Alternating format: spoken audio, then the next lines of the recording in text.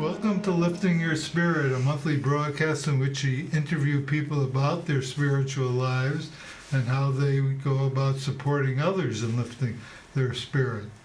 I'm Reverend Joel Grossman, Interfaith Minister, Director of Spiritual Services with Constellation Hospice here in Newburyport, and I also offer spiritual coaching virtually and on a donation basis. And I'm Ted Jones, a meditation teacher at North Shore Insight Meditation Center. Our show is based on the following four principles.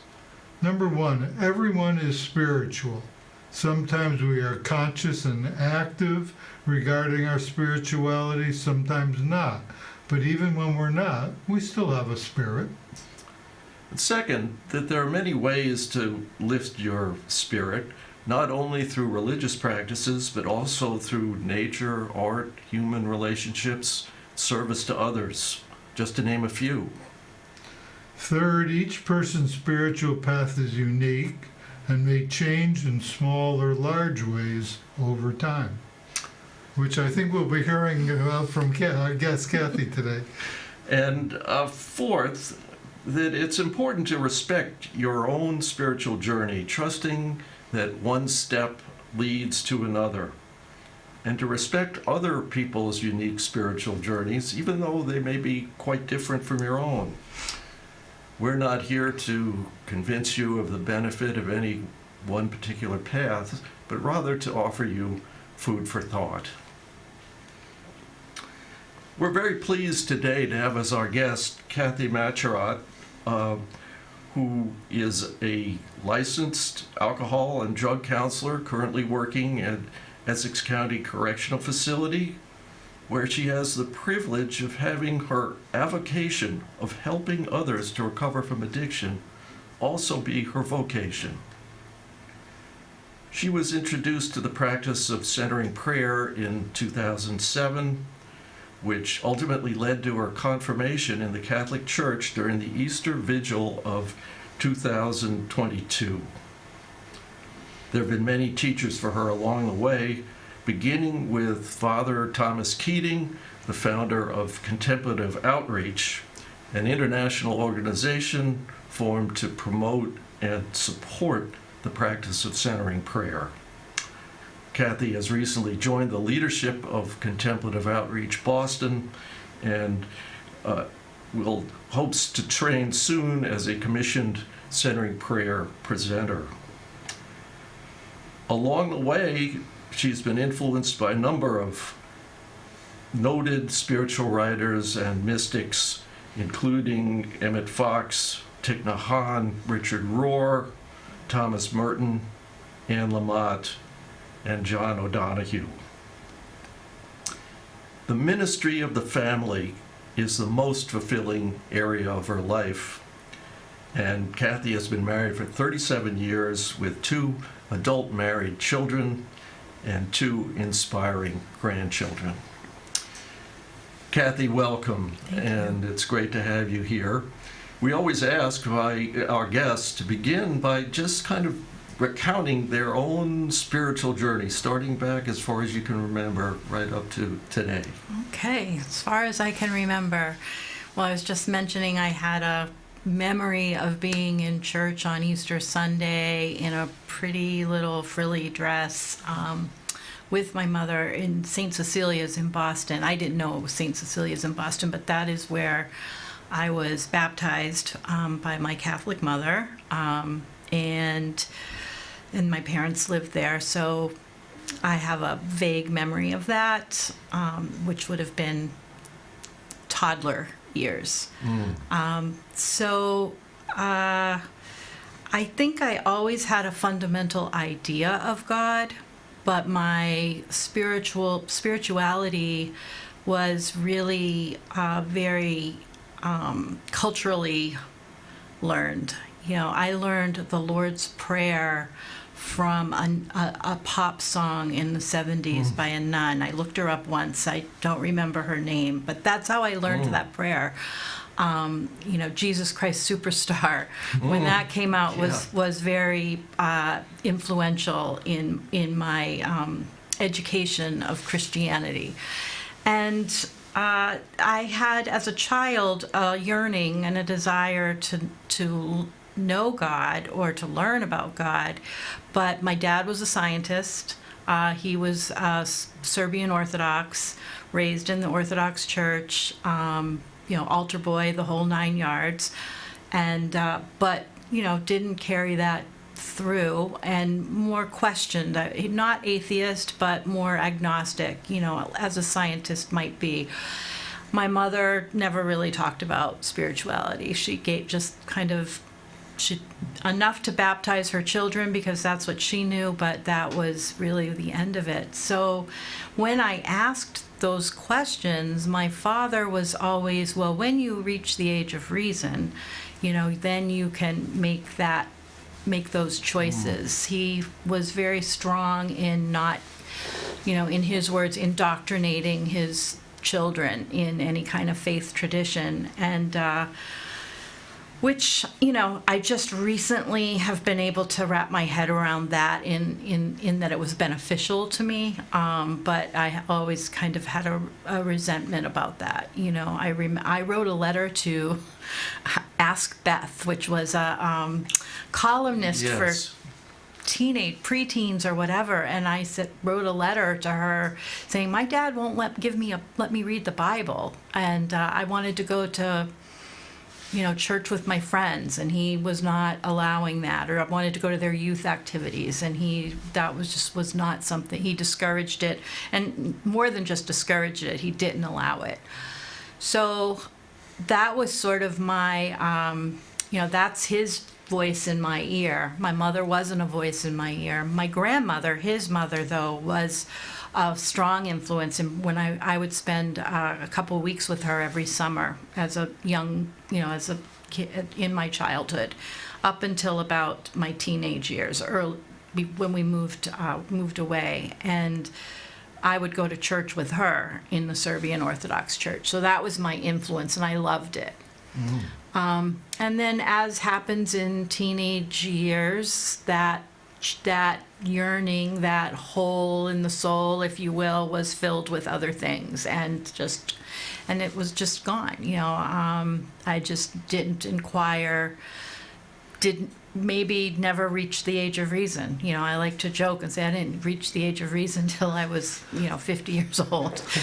I remember that phrase from my own Catholic upbringing, but I can't remember what the age actually is. What the age of reason? The age of reason, Yeah, I in my mind, I thought it was like 7 years old, but maybe it's different than that. I think confirmation is supposed to be that period of time. And that's about 12, 13. Yeah, I think that's around the time they do that. So, and I'm now a member of the Catholic Church, but I don't have that foundational understanding of some of that. I'm still picking that up as I go along.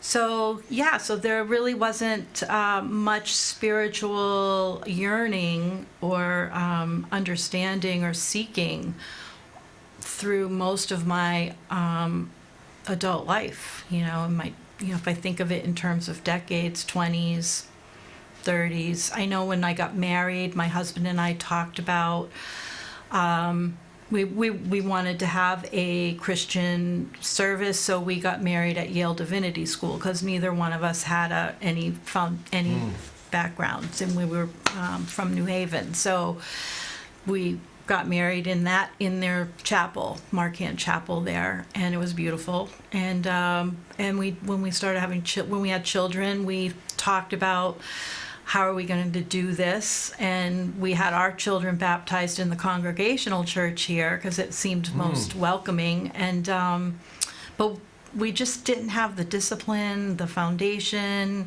to continue that, and so we did exactly what our families did with us, and that our children weren't raised with any kind of spiritual foundation either. I think we might have tried reading Bible stories to them and never really panned out. So that's kind of where it went. And then my father died in 1998. He was diagnosed with non-Hodgkin's lymphoma. And in that period of time, he, I guess, started to talk to a hospital chaplain when he was getting his treatments, and started to kind of have build his own belief, and he was doing a lot of his own reading. And that I should mention, he was a seeker of his own. When he said reach the age of reason, he would have, this room lined with books of spiritual teachers. I have some of those, and I'm reading some of those. So in all different traditions. And what was the nature of his scientific work? He was he was a metallurgist, so he did stuff with metals that's beyond my understanding. So he went to MIT, on a full scholarship, and went to Carnegie Tech, got his master's and doctorate there, a doctorate in philosophy. So that's where his understanding goes. Yeah, that's very a smart man. Interesting story. Yeah, he was a very smart man, and he very influential in my beliefs, I guess, or my way of thinking. So I guess. So I don't know if that answers your question. Yes, no, absolutely. So I think when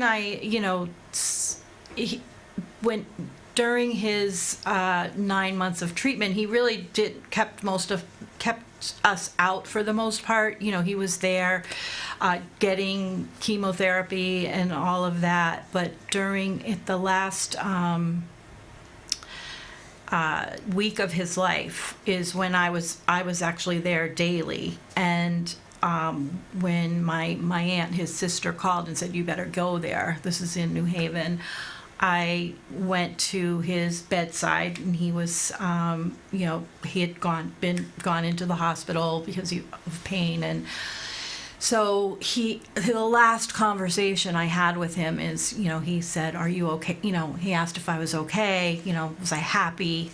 I said I was, and then he said, "Do you think it's too late?" And what he meant was to go to God, to believe in God. And I said, "No, I don't think it's too late." I didn't know what I was answering.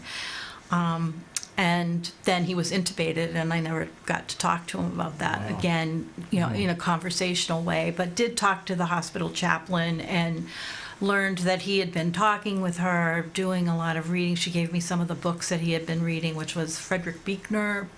He was an Episcopalian priest who did a lot of writing, so that was sort of what I started. That was really when I first started to read those kinds of books, were those what my father had been reading. One was a collection of short stories called A Room Called Remember, and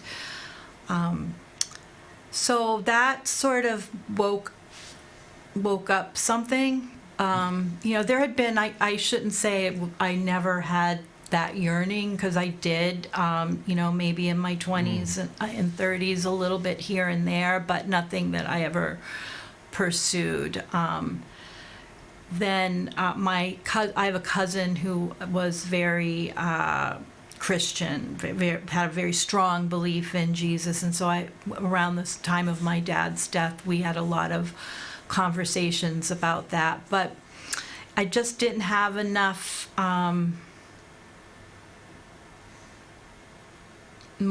I don't know if it was motivation or trust or strength. I'm not sure what it was to really continue to pursue that avenue. I remember she sent me a book by Max Lucado, I think his name was, about Jesus, and thank you so much. And I didn't read it, and things like that. So that was sort of an awakening. I look back on that time and I think of it as permission, because my father had been so strongly against, or seemingly against, pursuing those choices, that a spiritual path, I guess, that it felt like, when I look back on it now, it felt like permission, even though sometimes I think, what exactly would he be thinking right now? You know, he's probably rolling over, but It sounds like an extraordinary gift, too. I do think of it as a gift, The yes. extraordinary experience of being with someone at the end of their life and having that kind of conversation, and that it's, you know, on one hand, this kind of deep grief, but on the other hand, a life-changing gift. Yes. Yeah. Yeah. Yeah. So that was in 1998. So 1998 to 2007, there's a lot of years there. So that nothing really, didn't really, I was grieving and raising my kids, and so not really pursuing any kind of spiritual path. Either. So it wasn't really until 2007, and that was around,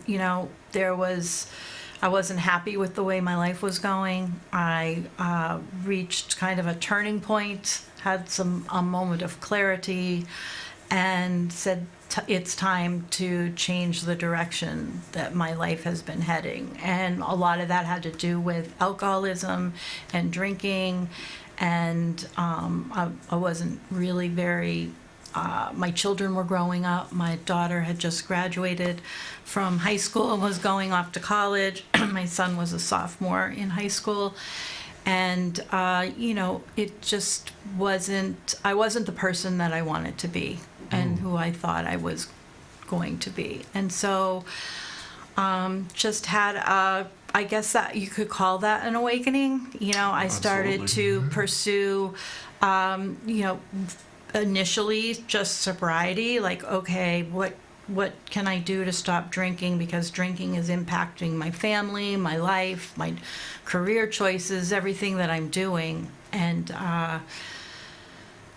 so I was trying to figure that out on my own, of course, because I've considered myself completely self-sufficient. Tricia called me self-sufficient once. I continue to be very self-sufficient.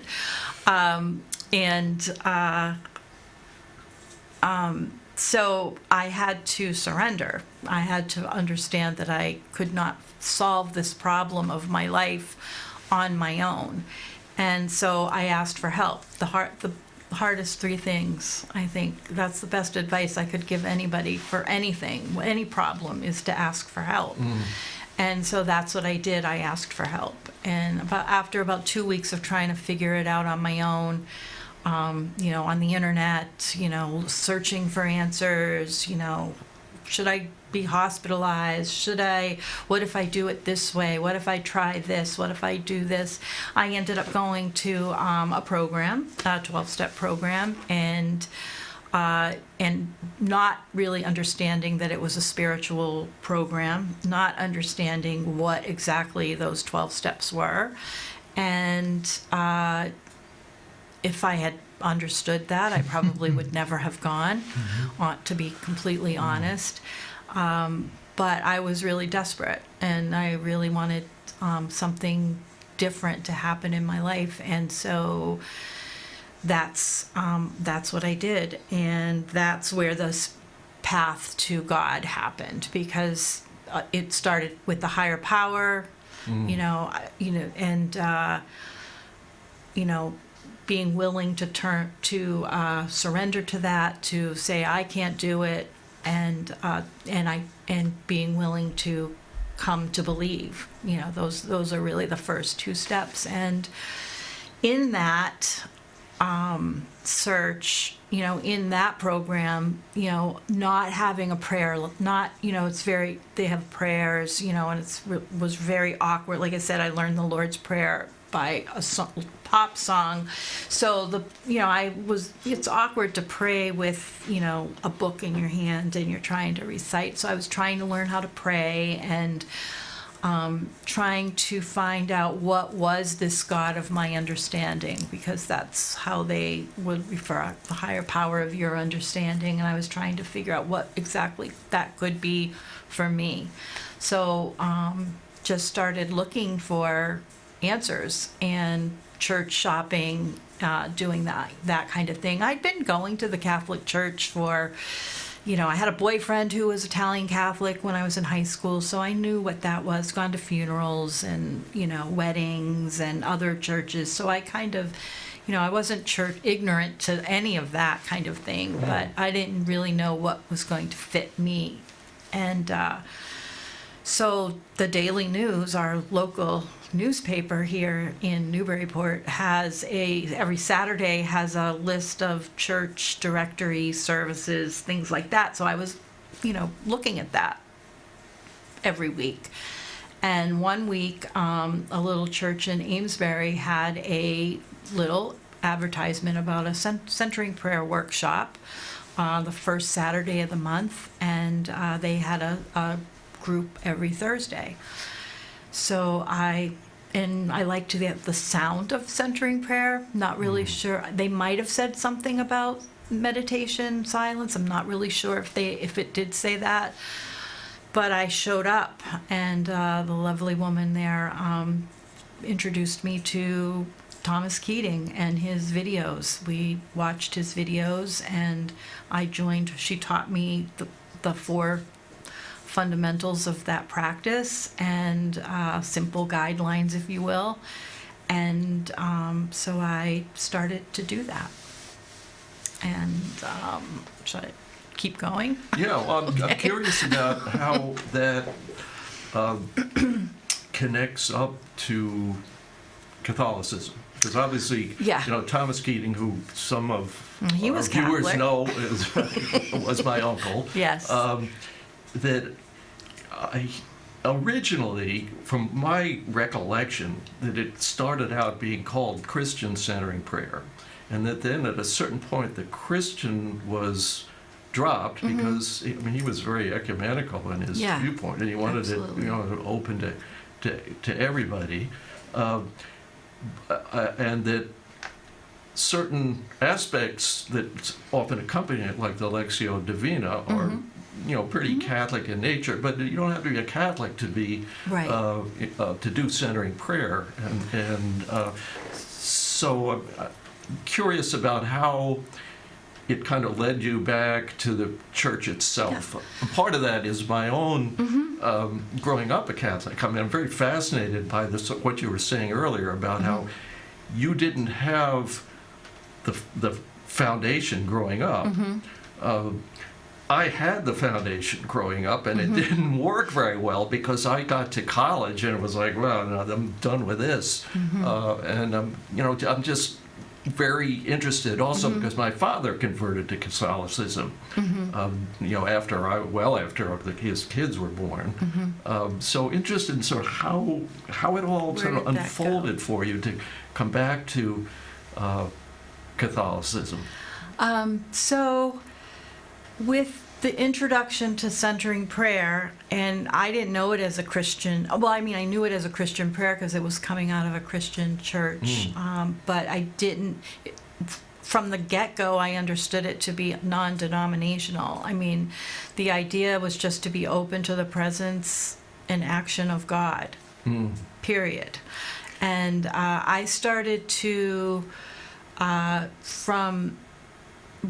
avidly read all of Thomas Keating's books, and they all resonated with me. I'm a psychology major from college as well, so he has a lot of psychology involved in his teachings. And between the psychology and the spirituality and and I just really, it all resonated with me. So, and then from there, it led to other teachers as well. But I started going on retreats. That was a big piece too.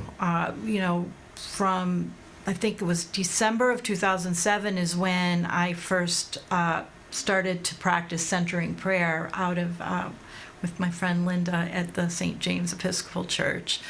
And then I looked for retreats surrounding it and went to one, I think it might have been in March or something like that, of 2008, and then went to Albuquerque, New Mexico, Really? because Thomas Keating was speaking there with Richard Rohr Wow. to That must have at a been conference called The Inner Room. Mm. And so seeing him, talk about gurus, you could feel the presence his presence in the room. And I would be remiss too, we have a local, a priest who's also involved with contemplative outreach, Father Bill Sheehan, who was Yes. also a part of that conference and who continues to do retreats. And many of the retreats that I've done have been with him. And I do at least one a year. And there's one day-long one coming up There's one soon. day of prayer coming up Which, on May 4th, yes, and with Father Bill, and called the 7 Stages of Centering Prayer. And I can go to an introductory retreat over and over and over again and still get something out of it. So was that one an introductory one? It's not really like this is how you do centering prayer. It's more of a conversation about centering prayer. Well, I asked for our listeners, Yeah. viewers, if they're interested. Yeah. Is it something that they, Absolutely, they could. Yeah. so if you could give the particulars again. Sure. Oh, it's May 4th, contemplative. It's at the Linfield. I don't know the name of the church off the top of my head. I'm so sorry. But they No. could get that information from Contemplative Outreach of Boston. Yeah, Yes, so if they that's go really- to, thank yeah. you. Yes, if you Google Contemplative Outreach of Boston, and click on their events page, it will show that day of prayer. It's from 9 to 3. Bring your own lunch. It's a free will offering, so it's a free event, and it's about 2/3 full right now. So, just FYI. Jump on it if But you're jump interested. on it if you're interested. But there's plenty of, you can go to contemplativeoutreach.org, and there's always introductory weekends or days, sometimes not by Boston, not from in the Boston area, but it might be in Hingham, or West Hartford has a very thriving community as well. So there's just a lot of different places.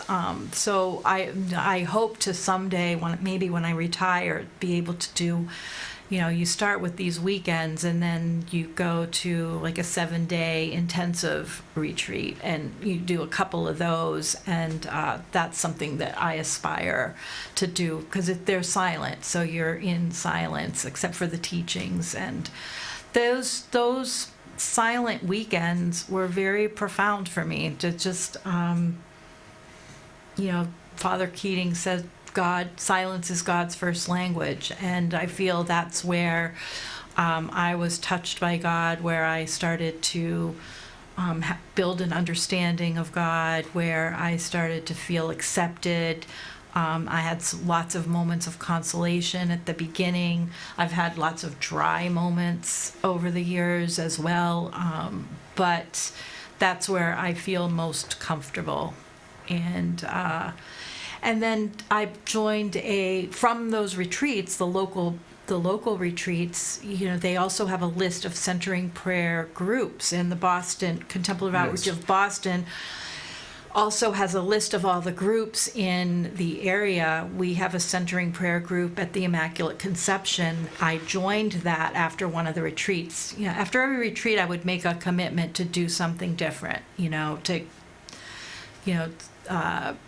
jumpstart myself. What can I do differently? How can I make this more, how can I deepen my relationship with God? And so one of the ways was to join a centering prayer group, and we do have one. It used to be in person, but since the COVID, we are now on Zoom, mainly because we had people from further distances join us, and so rather than exclude them, we just decided to keep it going on Zoom. And but it's through the Immaculate Conception Church, and the leader of that group is part of that.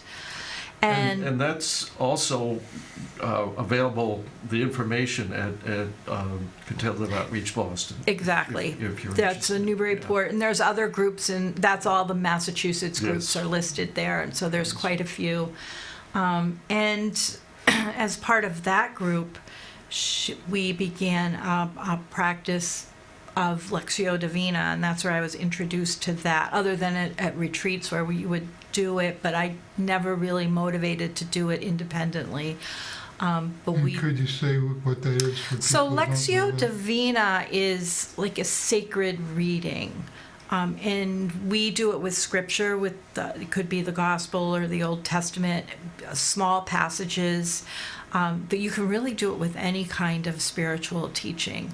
And I've done that with other passages in different retreats. But it's spiritual reading, and it's done in movements. And so you read a selection, and you will read it one time just to get the gist, and then you sit with that for a few minute of meditation, just kind of let it sit, and then you'll read it again, and maybe hear a phrase or a word, and you stick with that word or phrase, and then you may then sit with that for a while. Then you might read it again, and you say, well, what is God trying to say to me about my life? What is this saying to me? And then you may read it again, and you go into a meditation. But it came out of a tradition of the monks. I think that Yes. that's the way they would read scripture, and so it's just something that we've been doing, and that's where I started to get an understanding of the Bible and Jesus and what his teachings were, and what did that mean for me, and how relevant was this for today and today's world and for my life, and it just kind of grew from there. So that just, you just talk about, in the Bible it talks about the mustard seed. So mustard seed, there was a mustard seed, and it just kept growing and growing and growing. A lot of the retreats include usually a mass, because they're usually held in a retreat center where there's a mass being held. So I would attend that. Sometimes the Eucharist would be a part of that, or it would just be a part of the retreat where all would be included in that. And that was something that was it attracted me. That first retreat I went on in Albuquerque at the Inner Room was amazing, because Richard Rohr and Father Thomas, I think it was mostly on Richard Rohr's instigation, but it was in this big banquet hall at this hotel there. I think it's a Hilton or something, a Sheraton. And so it had this gigantic ballroom where there was like 800 people at this thing. And so they lined these whole tables down the center of the room. And then they had the host, and I think they had grape juice or wine in the middle as well. And so everyone lined up on either side of the table, and we just gave it to each other, and and you would receive from the person across, and then you would give to the next person, and then you would go to your table. And it was just really a very moving experience for my friend who I attended the retreat with, who was a Catholic, who had left her faith. Tears were just pouring down her face. It was quite an experience for her. And for me, it was a desire to participate in that. And it was something that I wanted to, it was an introduction and something that I enjoyed. And so I always looked forward to that part of the retreat, but not having been a Catholic, or not having been raised a Catholic, because apparently when you're baptized Catholic, you are Catholic. I did not know that my whole life. I always thought, I'm going to have to remember that. yeah, if you're a baptized Catholic, you're in. That's just all there is to it. But even if you don't know it. So I lost my train of thought. it was just something I was attracted to, and it was something I yearned for. But I had I had a resentment about it, because I had when I was in right out of high school, I had an Italian Catholic boyfriend. Go to church with him, and can't receive because you're not Catholic. Go to the funerals or weddings. It felt exclusionary. I didn't understand that it was about what you believe, that if you don't believe, then maybe this isn't maybe you just want a blessing. Maybe you don't participate in that particular, it's more than just a ritual. It's an actual, it's a belief. So I did not understand that, and still am wrapping my head around it. But so that was just something that was one of the things that was interesting to me and was attracting me. Like, I almost feel like I was being pulled in that direction. And I'm not really sure how to explain what else happened, other than just an attraction, and it just kept growing. And what's fascinating to me is, having grown up Catholic, having, being a lapsed Catholic, having a lot of baggage with the Catholic Church and a lot of, sense of being taught about a very punishing God, and that my story is certainly not unique at all. There are a lot of people who grew up Catholic who were never exposed to the rich, spiritual, deep traditions of the church that were, largely being maintained in monasteries, and that then, Thomas Keating brought that out into the world, and I think it's really, important, what we're hearing from you today about how there is that rich tradition, and that it is really worth pursuing if you feel kind of drawn in that direction. Well, and that's where I mentioned I just recently became, whereas I used to have a resentment towards my parents and for holding that foundation back from me. In a way, when I hear of people, the lapsed Catholics, or so often people have rejected, they talk about a punishing God. I don't know that. Yes. I have not read about that punishing God.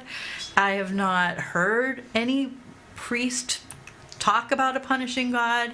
Thomas There's more Keating, than nuns in my experience. I guess maybe, but I know nuns too. None of them talk about it. I go to sometimes to a retreat up in Ipswich. It's Sisters of Notre Dame. They talk about goodness. I have the bumper sticker on my car. So it's. I don't know where that comes from. I guess Catholic school, maybe. I just don't understand, and so I'm grateful now for that. I didn't get that, that I came at it through, the back door, I guess. I don't know, and that's what it kind of feels like, is that I didn't come at it through. Teaching as a child, where you're sometimes maybe you're misinterpreting the words that you're hearing. When they talk about the fear of God, that we should fear God, they're not talking about being afraid of God. In fact, Jesus says, don't be afraid. That's that you hear that, be not afraid often. So that's where I think it's a lot of it is interpretation from a child's point of view, perhaps sometimes. Well, I hope that it's really changed in the church. I think that it sure it has in a lot of places because of the influence of people like Thomas Keating and Richard Rohr and Matthew Fox, for that matter, before he went over the line and got kicked out. But when I was growing up, and I didn't go to a Catholic school. I went to a catechism class which was taught by nuns, and that it was very sin-oriented. going to confession and confessing your sins and what's going to happen to you if you don't do this or don't do that, and it became very fear-based, and that's I think what a lot of people react to. I'm wondering if you've ever gotten any pushback about. Anybody saying, "Well, how can you do that?" Yeah, like, what are you doing? Of course, namely my husband, or my family, just completely flabbergasted by the whole thing for the most part.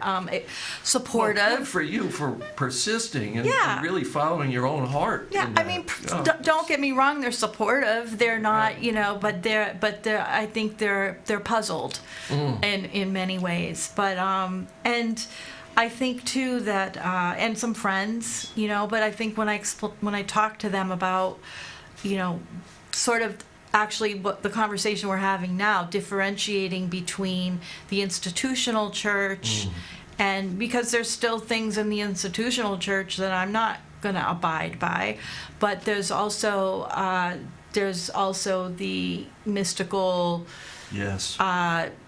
message of love, which is really what it is. And then sin, when I think of the word sin, it has such a negative connotation, but it's not really about, something's going to happen to you if you don't confess and you don't do. It's more about how are you going to change the direction of your life. Like Thomas Keating always said, repent.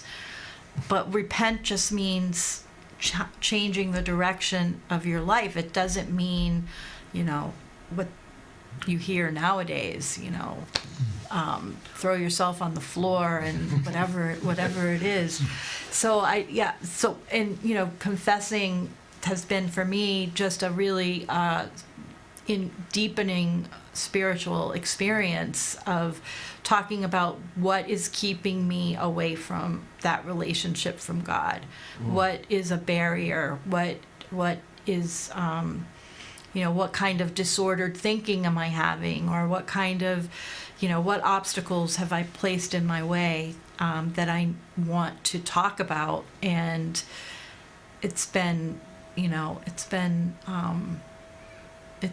good to unload that and then be told by the representative of Jesus in the name of a priest to say, it's okay. You're still loved and accepted and wanted, and now go and how do you strengthen your belief? Whatever that might be. When they say what the your penance, if you will. So penance, that word sounds pretty punitive as well, but it's really, to me, it's more about how am I going to remove these barriers, and this is an act that can help do that, or help strengthen my resolve, or so that's kind of what I think about that. In the Jewish tradition, the term for sin means missing the mark. I like that. That's just a little off. Just a little off. You're just not, you just missed. Yeah, I like that. That's good.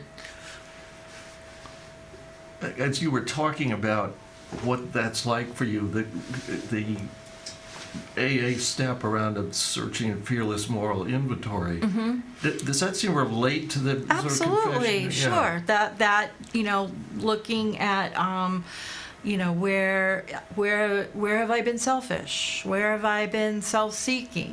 Where have I been dishonest? What am I afraid of? Those kinds of things can get in the way of my relationships with people, and then my relationship with God. And what can I do instead? I can trust and rely on God to direct me. And then the fifth step is about sharing that information with God and another human being. And so that's really what confession is. So really those steps prepared me also for this, because step 11 is improving your conscious contact with your higher power, God as you understand him, improving. So it's an ongoing task or ongoing action in your life.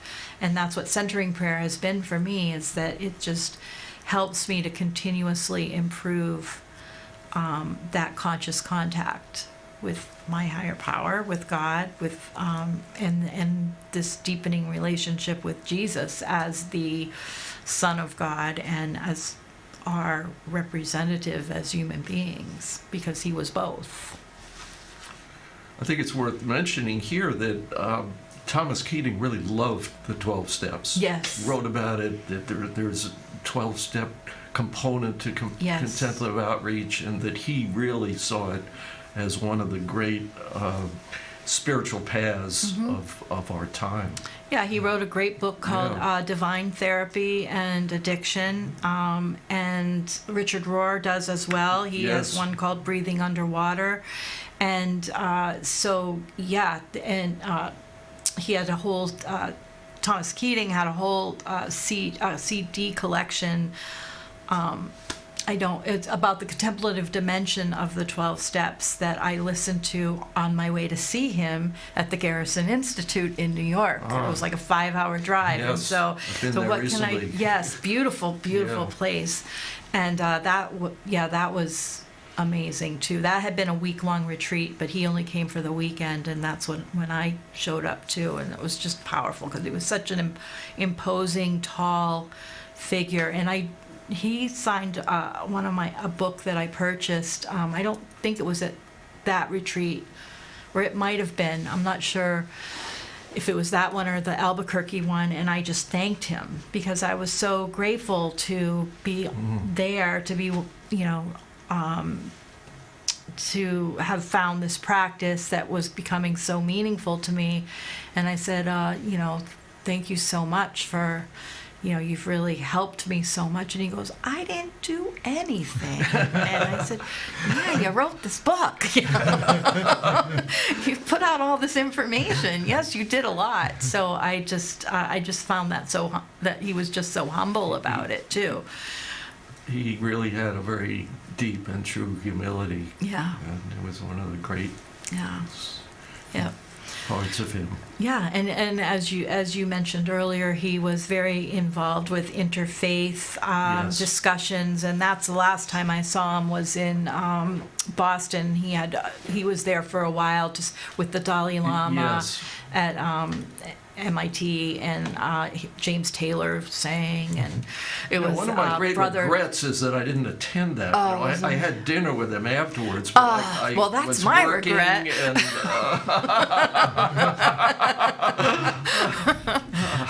But well, yeah. together we got the whole picture. That's good. Yeah, I guess so. But yeah, it was another big ballroom situation. Yes. But it was cool to hear that discussion in person, and I have seen videos of it since, and I'm grateful that I was able to be there. And I think that might have been one of his last public appearances, because then he just went back to Colorado and Yeah, there was a stayed certain there for point a where his while. health got to where he Yes. just couldn't travel Yes. anymore. Yeah. I think we have about 5 minutes or Wow. so left. Yeah, I'd like to just address the service. Joel is an alumnus of your current work environment, not as a inmate, but... So why don't you ask whatever questions you have about it and how it... I did one of my chaplaincy internships at Middleton. At Middleton, cool. And Yes. I would go in 1 week and do a meditation group, and the following week individual counseling. Nice. And did that for 5 years. Wow. Beyond the internship. Yeah. So, I know the room where you did it. So. is there anything you want to say about the scene there these days and what you're doing? Yeah, and how it fits into Yeah. your... when you talk Well, about along them- this spiritual journey, I mean, Yeah. I changed careers. I was a paralegal. I'd done a lot of other things. I was never my heart's desire. When I was in college, I went to school for social work, didn't pursue that. And so it's sort of, this all brought me back to where I was able to fulfill, I believe, what was my life's purpose. And so I've done a number of different things. And, and this, I hope, is my last job change. I'm here in this place. I've been working with these particular men since since October with men who are on medically assisted treatment, and so it's a challenging environment. You got the desire to help and help these men along their journey, but there's also there's corrections. Security. So, and here comes the bleeding hearts. Yes, exactly. Security. Yes, exactly. The challenges and the inmates. You're exactly right. I mean, they're challenging too, but they, because what I'm, especially with the medication, is that, I'm trying to introduce recovery, and that this is a part of treatment, but maybe not maybe recovery. It's a way to treat your disease, but like a diabetic might need to eat healthier but also have insulin. It's sort of the same, the way I look at it, and the way what I'm trying to impart on them and try to introduce them to spirituality. And that's another, I'm a counselor, so evidence-based theory, people don't necessarily think that spirituality is evidence-based, although I could argue that based on my own experience. But so it's challenging work, but it's very fulfilling, and I enjoy it. And Middleton probably has not changed since you've been there. There's still barbed wire all over the place, and Well, I was at Salem before Middleton, so Okay. Middleton's a palace. okay. Oh, the Salem jail. Yeah, I've heard stories. Second oldest in the I've country, heard condemned stories, the whole yes. time I was working there. Buckets right. for night. Yeah, I've heard stories. Yeah. Yeah. So we should probably wrap things up now. Wrap-up question. Okay. Yeah. Okay. Yeah. So we always end by asking if you have any last thoughts you'd like to give our viewers about how to lift their spirits. I think lifting your spirit would be to listen, and say yes. I think that's how my spirit was lifted, was to find quiet moments, and that can be anywhere. I like it in the silence. Some people, and sometimes I like it with the wind blowing through trees. Sometimes I like it with music in the background. But I just think that if you sit in silence and try to allow God's presence and action in your life, and then say yes to the next right thing, and keep saying yes, and then you may end up on a journey where you just had no idea you were going, and I'm sure there'll be more happening for me, and so I think that would be my answer to that, would be to listen and say yes. Very nice answer. Yes. Very beautiful. Okay. Thank you, Kathy, for Thank you. coming in and having this discussion with us. It's really a pleasure. Thank you. Yeah, thank you for I- your openness. Thank you. I appreciate the opportunity. Yeah. And thank you for viewing or listening to this program. And if this was interesting for you, there's 14 more in the tank, so we can go to PortMedia Hub, go to YouTube, go to playlist, and you'll find them all there. And we'll be back again next month with another program.